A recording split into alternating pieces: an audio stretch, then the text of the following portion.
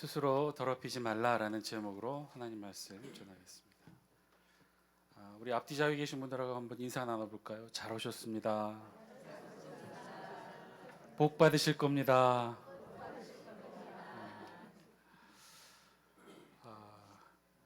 교회 생활 오래 하다 보면 진짜 복이 어떤 걸까 싶은 생각이 가끔 들 때가 있어요. 막 이렇게 갑자기 막 흥하고 막 조울증 있는 사람처럼 갑자기 막 좋다가 또 이렇게 갑자기 막 떨어지고 그런 거보다는 진짜 축복은 늘 일정하게 꾸준히 교회에서 내가 지켜야 될 그 자리 지켜주는 것, 예배 자리 내가 지키고 구역에서 자리 지키고 여전도회 남선교회 내가 봉사할 그 자리 묵묵히 변함없이 지킬 때 정말 큰 하늘의 축복이 함께 하게 될 줄 믿습니다. 오늘 자리가 바로 그 자리인 줄 믿습니다. 변함없이 늘 꾸준히 말씀 사모하는 마음으로 이 자리 끝까지 사모하시는 여러분들의 축복의 자리 되기를 주의 이름으로 간절히 축원드립니다. 고속도로에서 막 과속으로 달리던 차를 이제 경찰이 세웠어요. 보니까 차에 연로하신 어머니를 태우고 막 모시고 가는 그런 차인 것 같아서 경찰관이 그냥 보내주고 싶었어요. 그런데 이왕 세웠으니 주의나 주려고 이렇게 한마디 합니다. 100km 단속 구간에서 120km로 달렸으니까 20km 초과하셨어요. 천천히 운전하셔야 돼요. 그랬더니 당황한 아들인 듯한 운전자가 이렇게 말합니다. 예, 제가 술을 한 잔 먹다 보니 속도 감각이 없어서 그랬네요. 아니, 과속에 음주운전까지 하셨어요? 그랬더니만 옆에 탔던 부인의 하는 말이 더 가관이에요. 여보, 그러니까 운전면허 없이 운전하지 말랬잖아요. 아니, 그러면 무면허 운전에 과속에 음주운전까지 하신 거예요? 그랬더니 뒷좌석에 타고 계셨던 연로하신 어머니께서 아들에게 말씀하십니다. 얘야, 그래서 내가 말했잖니. 남의 차를 훔쳐서 타고 가면 안 된다. 어떤 아가씨가 무릎을 꿇고 하나님께 기도드렸어요. 하나님, 전 아주 큰 죄를 지었어요. 저의 죄를 용서해 주세요. 그랬더니 그날은 유독 하늘로부터 음성이 들렸습니다. 사랑하는 딸아, 무슨 죄를 지었는지 말해보라. 그랬더니 여자가 무릎 꿇고 이렇게 고백합니다. 하나님, 저는 거울을 볼 때마다 너무 제가 예쁘다는 생각을 했어요. 그랬더니 하늘에서 음성이 들려왔어요. 얘야, 그건 죄가 아니라 착각이란다. 여러분, 죄라는 게 뭘까요? 어떤 게 죄일까요? 우리는 어떤 것을 죄라고 말하고 있을까요? 법을 어기고 다른 사람의 물건을 훔치고 다른 사람을 상하게 하고 죽이게 하는 것, 이런 게 죄일까요?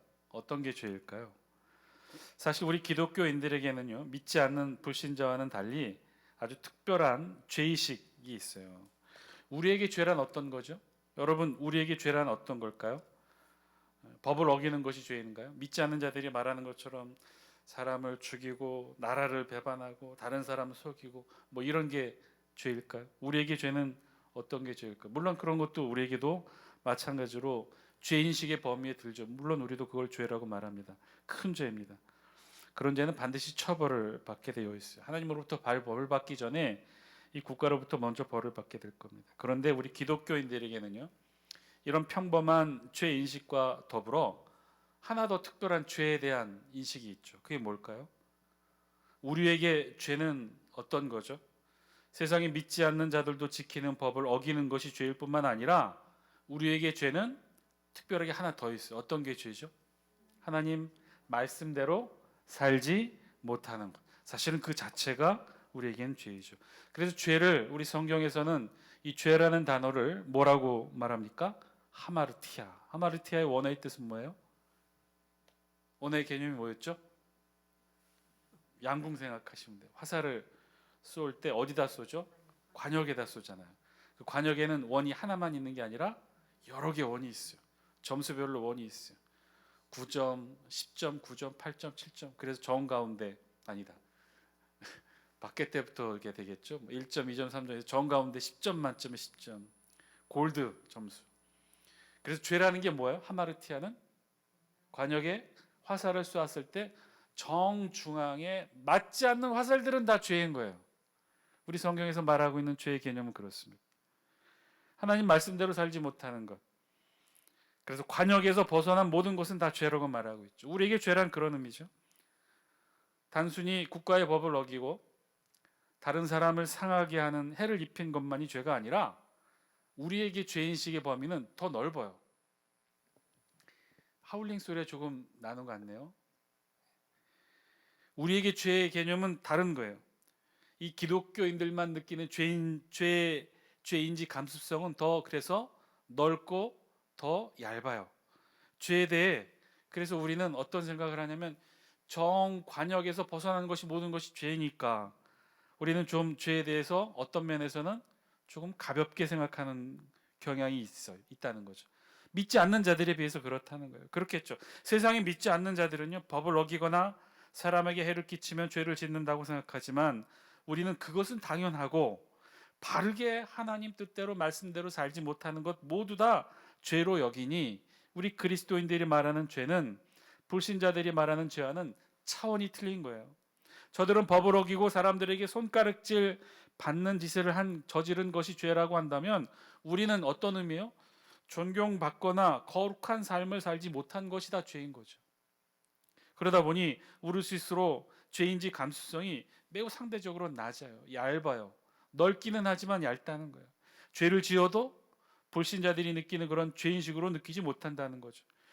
생각해 보세요. 거룩하게 살지 못해서 짓는 죄니 어떤 면에서는요, 부끄러워하지 않는 이들도 있다는 거예요. 더 잘 살아갈 수 있었는데, 더 바르게 살 수 있었는데 그러지 못하는 거예요. 그러니 이 그리스도인들이 느끼는 죄는 실수, 아쉬움 이런 정도 느끼게 된다는 거예요. 더 거룩한 삶을 살아야 되는데 그렇지 못한 정도의 아쉬움, 실수, 안타까움 정도로 생각할 수 있다는 거예요. 죄에 대한 포괄적인 면이 커진 만큼 극악한 죄를 짓거나 하지는 않지만 그러나 죄에 대해서는 느껴지는 죄책감은 상대적으로 낮을 수 있다는 거예요. 그러다 보니 죄를 짓고도 당당한 이들이 있어요. 세상의 불신자보다도 도덕적으로 깨끗하다는 거예요. 내가 죄를 지었지만 세상의 불신자들이 짓는 저런 죄보다는 나는 도덕적으로 위에 있다 이렇게 생각하는 거죠. 죄를 짓고도 얘처럼 그래서 여기지 않는 이유도 바로 여기 있어요. 그저 아쉬운 정도로만 여기는 거예요. 실수 정도로만 여기는 거예요. 그러니 우리에게 점점 죄를 짓고 부끄러워하고 통회하고 자복하고 눈물을 흘리며 성경에 나와 있는 죄를 지은 자의 모습은 점점 우리에게서 사라져가고 있다는 거예요. 여러분 그렇지 않습니까? 여러분은 어떠신가요? 이건 저만의 생각일까요? 언제부턴가 우리에게서 눈물이 마르고 통회와 자복의 기도 소리가 사라진 우리 자신을 보고 있지 않습니까? 냉랭해지고 건조해지고 신앙의 열정보다는 의무감의 예배를 드리고 그렇게 신앙생활하고 그렇게 하나님 앞에서 믿지 않는 세상의 불신자들 앞에서 우리의 신앙의 모습을 갖추어가고 있지는 않습니까? 여러분 죄라는 게 무엇일까요? 지금 우리가 가지고 있는 죄인식은 어떤 것일까요? 죄란 그저 거룩하게 살지 못한 것 정도일까요? 단지 가운데 정중앙 골드 10 10점 만점에 10점에서 약간 벗어난 정도 9.5 8.5 이 정도가 죄인 걸까요? 오늘 우리 성경은요 죄가 어떤 것인가를 전혀 다른 방식 전혀 다른 언어로 우리에게 말씀해 주고 있어요. 우리 다 함께 24절 말씀 영상을 통해 같이 한번 읽습니다. 시작. 너희는 이 모든 일로 스스로 더럽히지 말라. 내가 너희 앞에서 쫓아내는 족속들이 이 모든 일로 말미암아 더러워졌고. 오늘 우리 본문 말씀 24절 말씀은요. 오늘 우리 본문 전체 본문 단락 말씀에 있어서 가장 핵심적이고 주제되는 말씀이기도 합니다. 이 24절 말씀에서는요. 그래서 두 가지 가장 중요한 사실을 우리에게 말씀해 주고 있어요. 첫 번째는 스스로 죄를 통해 스스로 더럽히지 말라는 말씀과 그리고 두 번째는 하나님께서 쫓아내신 족속들이 있다는 사실이에요. 죄로 인해서. 자, 첫 번째는 스스로 더럽히지 말라는 말씀이죠. 스스로 더럽히지 말라는 거예요. 근데 정확하게 오늘 본문을 다시 한번 읽어보면 말씀 다시 한번 보여주실래요? 24절 전반부에 보면 스스로 더럽히지 말라고 말씀하셨는데 무엇으로부터 스스로 더럽히지 말라는 거예요? 너희는 이 모든 일로 스스로 더럽히지 말라. 스스로 더럽히다. 무엇으로부터 더럽히지 말라는 거예요? 이 모든 일. 그러면 여기서 말하는 24절에서 말씀하시는 이 모든 일은 어떠한 것을 말하는 것일까요? 그것은요, 바로 오늘 우리 앞에 있는 본문의 말씀들에 속해요.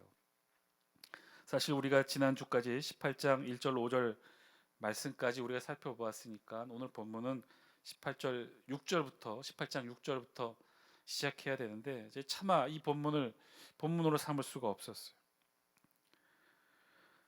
18장 6절부터 오늘 우리 본문이 있기 전 23절까지에 있는 본문의 말씀의 내용들은 정말 함께 읽기에도 부끄러운 참혹한 말씀들로 가득합니다.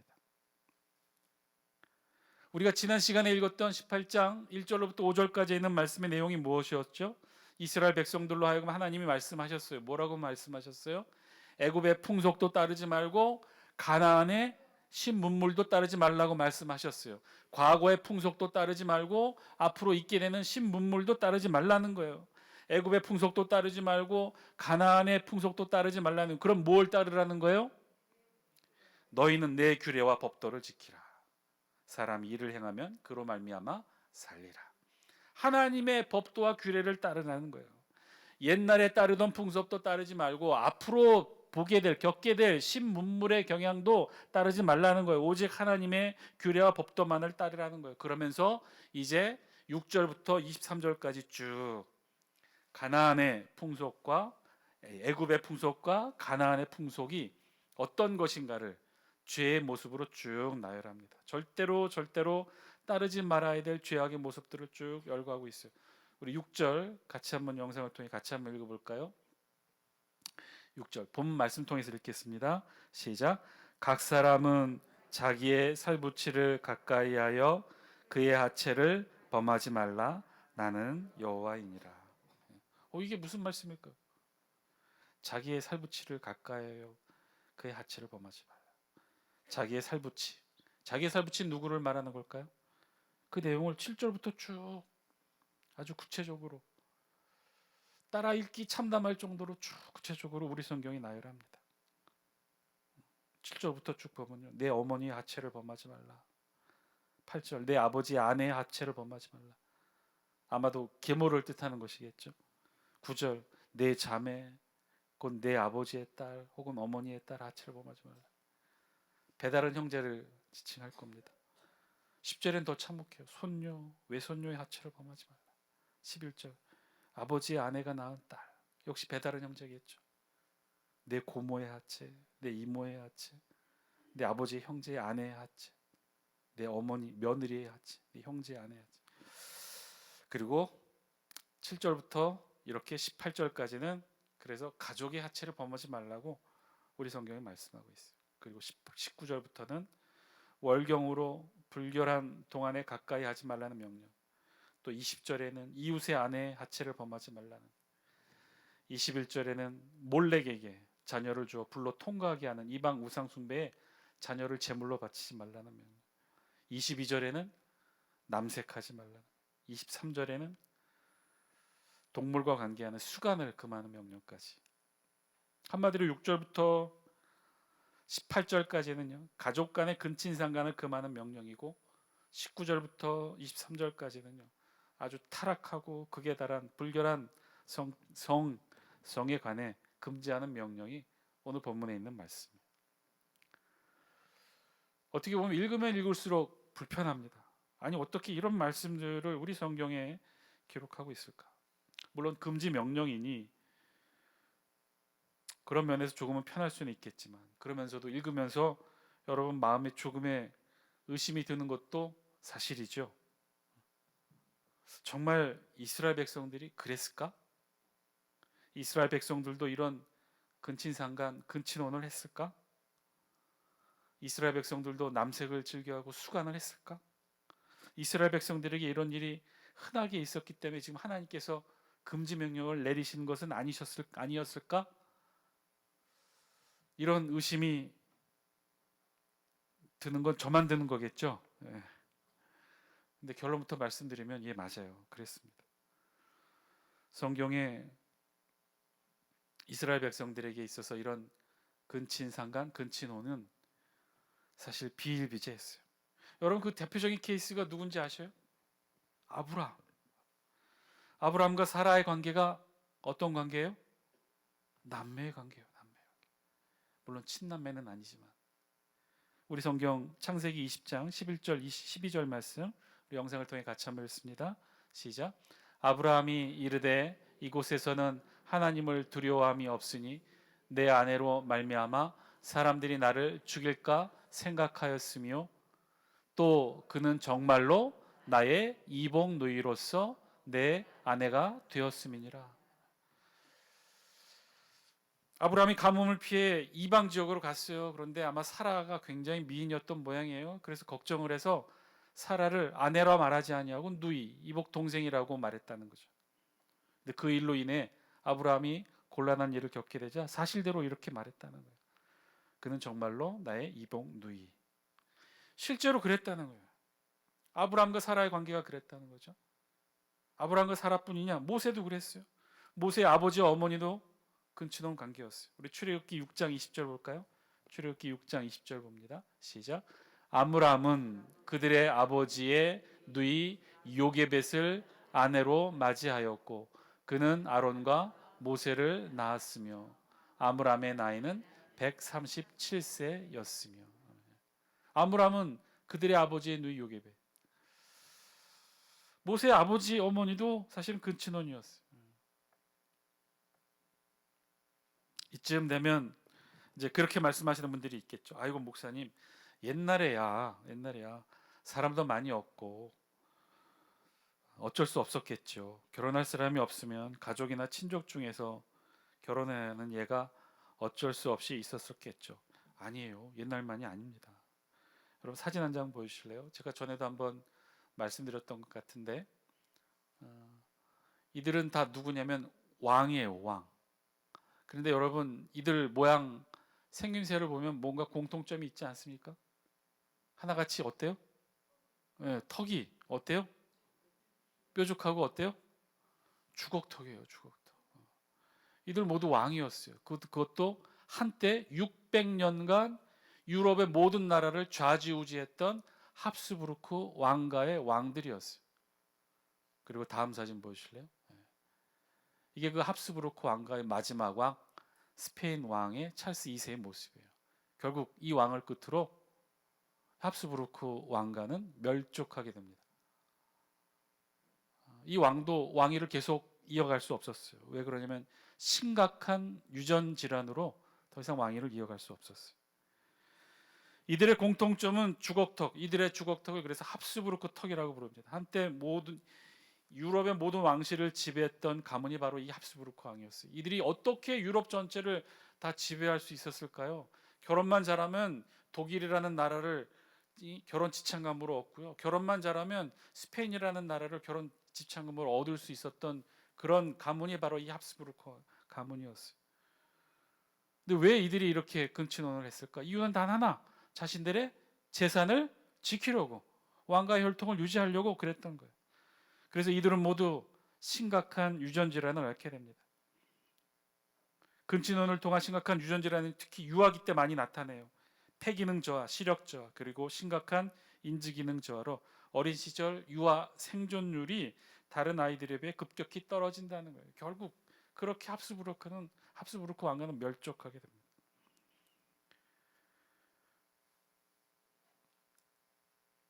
나중에도 이들뿐만이 아니에요. 나중에도 이 근친혼은 많이 했어요. 다른 목적으로.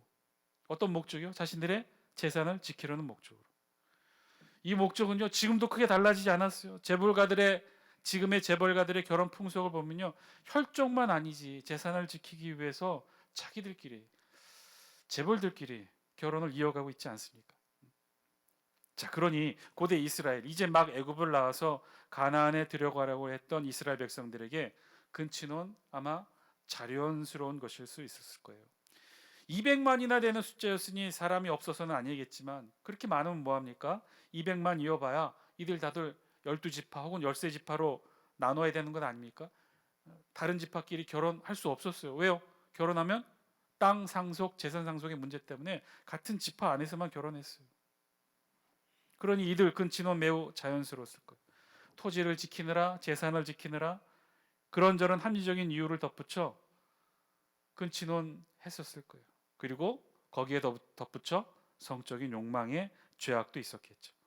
자신의 재산 보존과 혈통의 문제뿐만 아니라 이런 정적 욕망이, 그리고 애국과 가나안 땅에 넘쳐났던 이방의 우상 숭배가 이런 성적 타락을 더욱더 부추겼을 거예요. 그런 가운데 오늘 하나님께서 이제 이스라엘 백성들에게 말씀합니다. 너희는 이 모든 일로 스스로 더럽히지 말라. 하나님께서 아주 분명하고 단호한 말씀으로 명령하고 계신 거죠. 그러한 모든 것들은 다 뭐라고 말하고 있는 거예요? 다 죄라는 거예요. 가족의 재산을 지키기 위해서든지, 가족의 혈통의 땅을 지키기 위해서든지, 혈통과 혈족을 위해서든지, 아니면 단순한 성적 욕망이고 타락한 성인식이든지 다 모두 다 죄라는 거예요. 그것도 그냥 죄가 아니라 어떤 죄라는 거예요? 자기 스스로를 더럽히는 죄라는 거예요. 사랑하는 장수께 성도 여러분, 오늘 말씀을 통해 우리에게도 주신 하나님의 음성 저와 여러분들이 들을 수 있게 되기를 바랍니다. 여러분, 다 죄라는 거예요. 다 죄예요. 그런데 그 죄는 어떤 죄냐? 그저 거룩한 삶에서 조금 벗어난 9.5, 8.5의 죄가 아니라 자기 스스로를 더럽히는 아주 참담한 죄라는 거예요. 그게 죄라는 거예요. 그냥 거룩한 삶을 살지 못해서 짓는 실수 정도가 아니라, 관역의 정중앙을 마치지 못한 그런 안타까운 실수가 아니라 스스로를 더럽히는 아주 참담한 죄라는 거예요. 오늘 성경은 우리에게 그렇게 말씀하는 거예요. 죄는 이런 것이라는 거예요. 죄는 거룩한 삶을 살지 못한 실수가 아니라고 말하고 있는 거예요. 스스로를 더럽히는 것이 죄라는 거예요. 아니, 그 죄는 거룩한 삶을 살지 못한 실수가 아니라 자신을 더럽히는 아주 참담한 죄가 죄라는 거예요. 마치 어머니의 하체를 범하는 것처럼, 마치 아버지의 아내의 하체를 범하는 것처럼, 그렇게 스스로의 몸과 영혼을 짓밟고 회복할 수 없는 더러움으로 자신을 망치는 것이 죄라고 오늘 성경이 말씀하고 있어요. 이것은요, 가족의 재산을 보존한다는 이유로, 혈통을 지키고 가문을 지킨다는 이유로 절대로 받아들일 수 없는 그런 참혹하고 참담한 것이 바로 이 죄라는 거예요. 그 어떤 이유로도 고모의 하체를 범하고 이모의 하체를 범하는 것이 합리화될 수 있겠습니까? 이걸 어떻게 실수라고 말할 수 있겠어요? 그것이 아니라는 거예요. 죄라는 거예요. 아주 참혹한 죄. 그것도 자기 스스로에게 죄를 범하는 아주 참담한 죄라는 거예요. 사랑하는 장수께 성도 여러분, 오늘 말씀을 통해 우리에게 주시는 하나님의 음성 저와 여러분들이 들을 수 있게 되길 바랍니다. 죄는요, 죄라는 거예요. 죄는요, 실수가 아니에요. 죄는 안타까운 일이 아니에요. 죄는 참혹한 일이에요. 우리 기독교인이 짓는 죄, 뭐 다른 죄 아니라는 거죠. 우리도 똑같은 죄를 짓는다는 거예요. 그 죄는 그 죄의 무게가 사망인 것처럼 그 죄는 그 자체가 아주 처참하고 참혹하다는 거예요. 자기 스스로를 회복할 수 없는 참담함으로 망가뜨리는 것이 바로 죄라는 거예요. 우리가 짓는 죄의 무게를 깨닫는 저와 여러분 되시기를 주의 이름으로 간절히 축원드립니다. 여러분, 우리라고 가벼운 죄를 짓는 존재 아닙니다. 우리라고 실수에 가까운 안타까운 죄를 짓는 존재 아니라는 거예요. 언제든지 회개만 하면 눈 녹듯이 사라지는 그런 죄는요, 이 세상에 단 하나도 없어요. 존재하지 않아요. 그랬다면 왜 예수님께서 이 세상에 오셔서 십자가에서 죽으셔야 했겠습니까? 우리 다 함께 25절 말씀 영상을 통해 같이 함께 읽겠습니다. 시작. 그 땅도 더러워졌으므로 내가 그 악으로 말미암아 벌하고 그 땅도 스스로 그 주민을 토하여 내느니라. 아멘. 뿐만 아니라 죄는요, 자기 자신뿐만 아니라 그 땅도 더럽힌다고 그랬어요.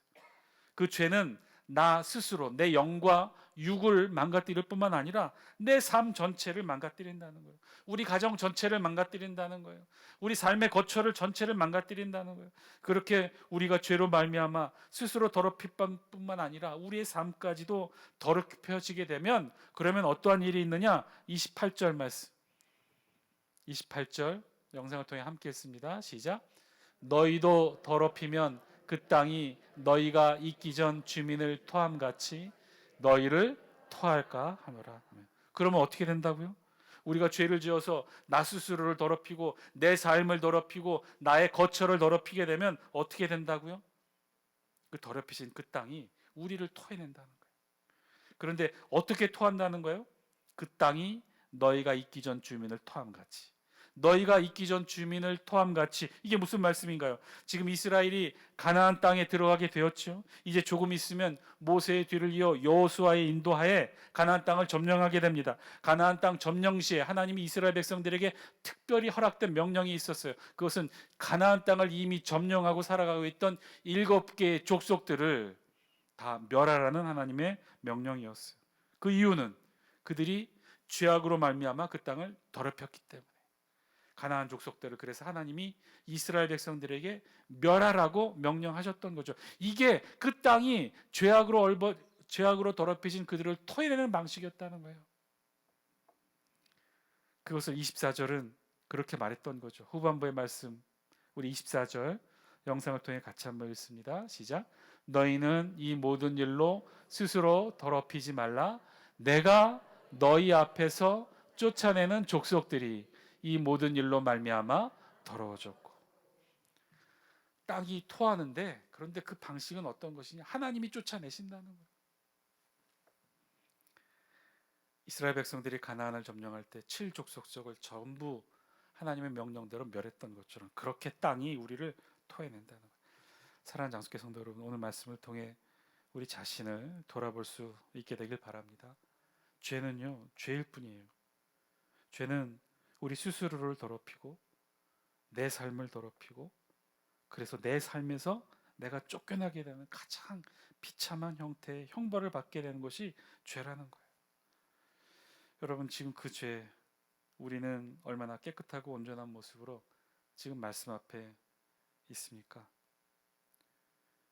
사랑하는 장수교 성도 여러분요, 착각하지 마시기 바랍니다. 죄는요, 거룩해지려다 실수한 것이 아니에요.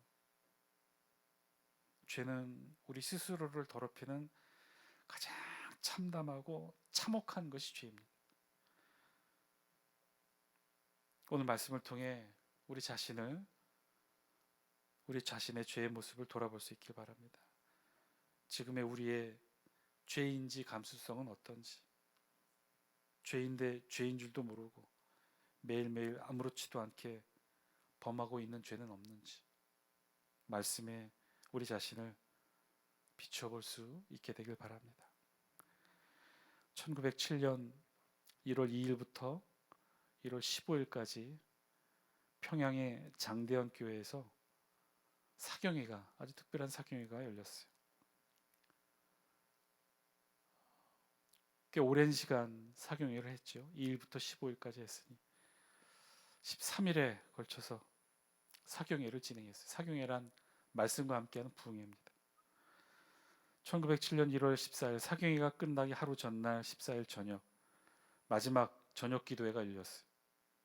이기란 목사 인도하에 성도들은 통성 기도를 이어갔고, 이 기도는 성령의 뜨거운 불길로 인해 12시를 훌쩍 넘겨 새벽 2시까지 이어집니다. 600여 명 정도가 남아서 아주 뜨거운 성령의 인도하심으로 철야 기도가 이어졌어요. 이날 그때 한 장로님이 일어납니다. 길선주 장로님이 일어나서 갑자기 고백해요. 1907년에 이 사경회가 있었는데 1년 전 1906년 세상을 떠난 친구가 임종 당시 자신의 재산을 정리해달라고 맡겼던 이 100달러, 그 돈을 몰래 횡령했다는 거예요. 그것이 떠올라 600명이 넘는 회중 앞에서 이 길선주 장로님이 회개합니다. 뒤이어 청일전쟁 당시 피난민으로 가다가 청군의 병사에게 들킬까봐 아이의 울음소리를 줄이기 위해 보자기로 아이를 죽였던 어머니 여성이 일어나 눈물을 흘리며 자신의 죄를 고백해요. 불치병에 걸려 아파하는 아내에게 매일 술만 마시며 저주를 퍼부었던 한 남성도 일어나서 자신의 죄를 고백합니다. 첩을 2명이나 두고 가정을 외면하며 살았던 남생도 일어나서 자신의 죄를 고백해요. 선교사의 돈을 훔친 여성이 자신의 죄를 고백합니다. 기도에 참석한 한 사람 한 사람이 죄를 떠올리며 회개하며 울기 시작하자 모든 회중들이 울기 시작했고 하나둘 일어나서 자신의 죄를 참회하고 울부짖으며 바닥을 두들기며 비명에 가까운 통곡을 지르며 자복하고 회개합니다. 이 당시 이 회개 역사를 목격한 선교사가 기록으로 남기길 마치 감옥의 지붕을 여는 것과 같았다. 살인, 강간 등 상상할 수도 없는 엄청난 죄가 그 자리에서 고백되었다. 여기서 끝이 아니라 남에게 손에 손상을 입힌 사람은 집을 찾아다니며 다음날 그 다음날 사과했고 타인의 재물을 절도한 사람은 직접 갚는 일도 있었다고요. 당시 평양과 중국을 왕래하던 한 중국인 상인은 자신과 거래했던 한 사람이 어느 날 찾아와 수년 전 부당 이익을 취하여 모은 것이라며 거금을 돌려주는 일을 보고 매우 놀랐다라는 기록도 있어요. 이 부흥회가 일으킨 여파는 엄청났어요. 평양 시내가 발칵 뒤집혔어요. 이 부흥회에 영향을 받았던 목사들이 각 지역의 교회에 내려가 이 열기를 전합니다. 이기람 목사는 평양북도 선천군으로 내려갔고 수완론 목사는 전라남도 광주로, 한일현 목사는 경상북도 대구로, 길선주 목사는 평안북도 의주로, 한성부로, 충청남도 회덕군, 전라남도 무안까지 확산되어 삽시간에 전국으로 평양 대부흥의 회개 각성은 전국으로 퍼지게 되었어요. 이때까지도 그리스도인이었고 세례를 받았고 복음으로 말씀을 받았지만 이것이 죄인 줄 자각하지 못했던 이들이 말씀을 통해 성령의 역사하심을 통해 죄로 자각하기 시작했던 거죠. 그리고 고백했습니다. 그 죄가 얼마나 부끄럽고 참담한 죄인지를 고백했던 거죠. 사랑하는 장수교 성도 여러분, 오늘도 말씀에 비추어 우리 자신의 모습도 돌아볼 수 있는 저와 여러분 되시기를 주의 이름으로 간절히 축원드립니다. 아주 작은 죄, 사소한 죄, 실수에 가까운 죄, 그저 말실수한 죄, 여러분 이 세상에 그런 죄는 없어요. 죄는 스스로를 더럽히는 참담하고 참혹한 죄입니다. 말실수한 죄와 어미의 하체를 범한 죄는 죄로서 똑같아요. 오늘 말씀에 비추어 우리의 죄의 모습이 없는지 다시 한번 우리의 모습을 돌아볼 수 있는 저와 여러분 되길 바랍니다. 특별히 우리 그리스도인들이 입으로 말실수로 짓는 죄가 얼마나 컸는지, 우리의 행위와 행동을 통해 얼마나 많은 죄를 지었는지 오늘 말씀을 통해 여러분 각자 기도의 시간으로 하나님 앞에 고백하며 회개할 수 있는 저와 여러분들의 기도의 시간 되길 바랍니다.